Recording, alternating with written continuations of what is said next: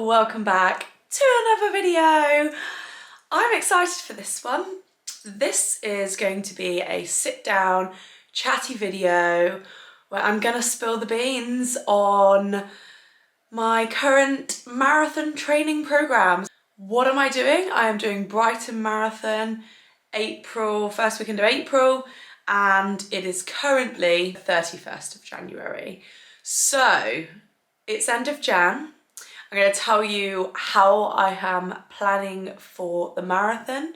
I'm going to tell you how I'm getting on with my training, some of the mistakes I made last year, what I'm changing going into this year, and also how to stay consistent. First things first, grab a cup of tea or a coffee, set yourself up, get comfortable.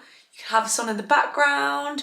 We're just gonna have a little natter, okay? So get cozy, basically. Get comfortable with me as we just sit and kind of have a catch up. So basically at the end of last year, booked to do Brighton Marathon. Brighton Marathon is 2nd of April. And I am currently week 3 of a 12-week training program that I built myself. I am a PT and I'm a run coach. So I thought, you know what, there's no one better to train myself. So I think the really important point and why I want this video to go out now is I think a lot of people would have gone into this year very much new year, new goals, absolutely trying to smash it. And that's all well and good. Please do go and smash it. But as we get into February and that kind of 30-day mindset of January kickstarting the year starts to drift, people start to fall off the wagon and people start to lose out on some of their goals and move on to kind of forgetting that and falling into old habits. So my goals this year, I will put them on the screen for you, scare the life out of me. So let's just focus on, for the time being, the marathon goal. I will probably go into some of my other ones later on, but let's just focus on the marathon. I last did a PB when I ran London 2021. So we didn't actually hit any PBs last year. Let me have a catch up. And for anyone who follows me on Instagram, you'll see I disappeared a little bit. I don't know what it was about 2022.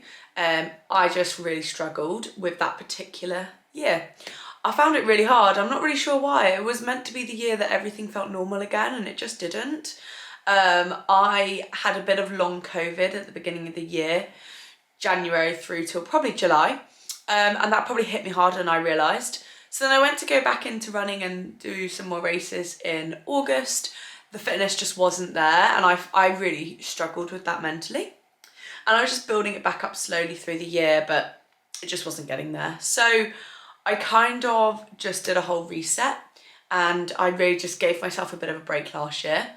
My work was also really, really busy. So I think, if I'm being brutally honest, I probably experienced actual, I guess it's proper, but what you'd call burnout.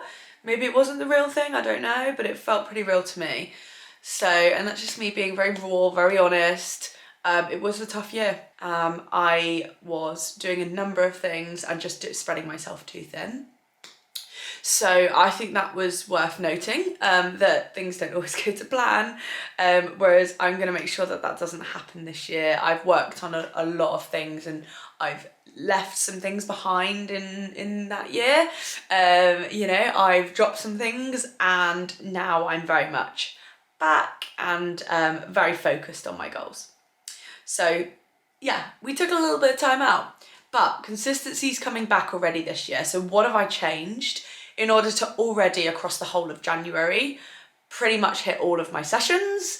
We're getting up the YouTube videos, we're getting the Instagram content back out there, we're showing up for the clients and all my coaching clients. So like, what have I changed? There's probably 5 things.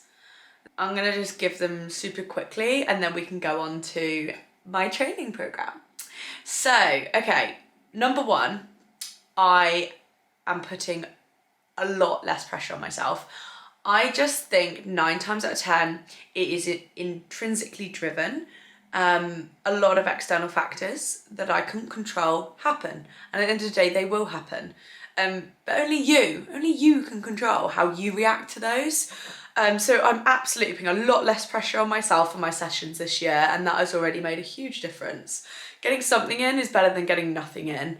And I very much had this all or nothing mentality last year of, if I wasn't a perfect session, I would kick myself, and it's just not good for you. There's no need to be like that. So put less pressure on yourself. Getting anything in will do you the world of good.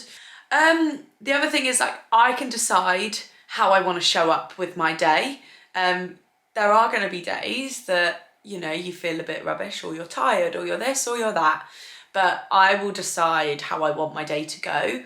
Wake up fresh every single morning and just think, what do I want out of today? What do I want to happen? And make it happen. Not everything that happens in here is the truth. We lie to ourselves as much as other people can lie to us. And I just fell into that trap of believing it. If I thought to myself, I'm not good enough, like, I'm very slow, I'm not fit anymore, the more you say these things to yourself, the more you're gonna believe them. But she could be lying. So that's a big thing as well. Okay, cool. So no matter how hard it can seem, the daily basics of looking after yourself will go a long way. Don't make it hard. Like, any of the plans that I'm on now and this first initial marathon training phase, I haven't made it difficult. I don't need to make it difficult. I started where I'm comfortable, and I've just little baby step at a time. Just little baby step. That's all I needed to do. Little improvements are better. So just don't neglect those daily basics. If you're stretching every day, you're eating an okay diet, and you're working hard in your sessions and giving it your all, that's all you can ask of yourself. So don't forget those daily basics. Yeah, very much focused on those. You have to also create the environment that you want to live in before then deciding who should be in it. I've found that I was swayed quite a lot by people last year, and actually no, if you want to do your marathon training and you want to achieve this plan, I tell you now, there will be many people that think you are crazy, and that's okay. I think it's a little bit more now, but I think the current stat is about 3%, 2 to 3% of people have done a marathon. Just let that sink in for a second. Yeah, most people you speak to are gonna think you're crazy. So just think about what you want, create that environment. If you really wanna do that plan, make it happen. And if people doubt it, then I'm sorry, bye-bye. Like, support me and support what I want, or don't be in my life. So I've been really quite harsh on, like, creating the environment that I need to foster and thrive in the training that I wanna do. This is the training I want to do, I'm going to do it. So create that environment and then decide who belongs in it and who doesn't. If you don't have that kind of ring fence, this is me, this is my environment, this is my life, this is how I want to live it. If you don't have that boundary, you can just be a bit more easily swayed by what other people are doing in their life. And 9 times out of 10, it's not marathon training. So focus on that first and then build out. I also found, by the way, when I do focus on my health and my fitness and my life and my training, 9 times out of 10, everyone else actually does the same. All my friends are like, actually, yeah, I really want to look after myself. I'll come to a workout with you rather than go drinking, or I will come on a walk with you rather than going out for a dinner. And it's good to have a mix, but kind of 80-20 rule, right? So they're just 5 things that for me have changed my ability to really hit this training program that I'm starting really hard and go after it. So do it. Just, like, absolutely do it. That's what we're here for. That's absolutely been the biggest thing for me, and I really hope that it can be the same for you. I really hope, because I just wish you all the best, and let me know how your training is getting on. So onto the plan. I'm going to do a more in-depth version of how you can kind of create your own, but I just want to kind of run through mine a little bit. I'll get it up on the screen so you can see it, but basically I've got it here printed as well, so I'm going to run through it. So Super simple. I just made this really easy. I haven't actually dived into what some of my strength sessions are, but this is quite a harsh, crazy plan, and it is very adventurous. I've got a bit wild here, but never mind. So I'm going to be doing a very easy 8 kilometers on a Monday, and I'm also going to do a leg day. Tuesday is very much going to be my harder workout. It is a track session that I do with my run club, St Albans Striders. Wednesdays personally work really well for me for rest. That just suits me. And then I find I can't, because especially it's working week, so you're working at the same time as training. Therefore, I get to the midweek and I'm tired, okay? And also, I like to meal prep really nice meals. So if I meal prep on my Sunday, it's great for Monday, Tuesday, Wednesday. Past that 3-day mark, it's not great. So I do my meal prep again on the Wednesday to get me through the rest of the week. So Sunday and Wednesday. So I just find that's a really good rest day. I tend to program a lot of my clients on Wednesdays as well. And then Thursdays, again, that's going to be a full body, bit more hardcore strength session.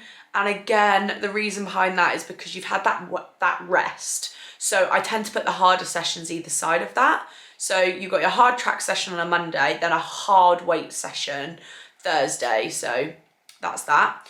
Friday, 10 kilometers normally, but again, really easy. You should actually aim for about kind of 70-80% of your runs to be fairly easy. A lot of people don't know that. Saturday works best for me to do long runs because I'm often out and about Saturday evening, so I'm quite tired on the Sunday.